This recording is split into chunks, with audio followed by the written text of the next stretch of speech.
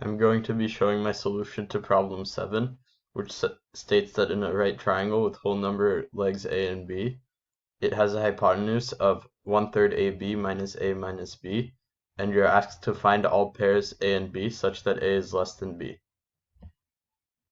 So by Pythagorean theorem, a squared plus b squared equals 1/3 ab minus a minus b squared, since that's the hypotenuse. And when you simplify the expression of the square, then you get this amount. So you can subtract a squared plus b squared from both sides to simplify the expression. And you can multiply by 9 to get this expression, which is easier to deal with. So you can factor out ab from this expression, and you'll get that the other factor is ab minus 6a minus 6b plus 18.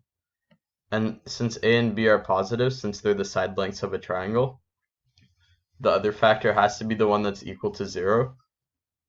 So you can add 18 to both sides to make it factorable.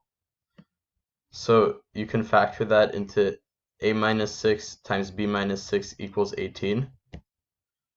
So now they have to be positive integer divisors of 18, since both a and b are whole numbers. So you can split this into 3 cases: a minus 6 equals 1, b minus 6 equals 18, a minus 6 equals 2, b minus 6 equals 9, a minus 6 equals 3, and b minus 6 equals 6, which give you the only possible solutions: 7 and 24, 8 and 15, and 9 and 12.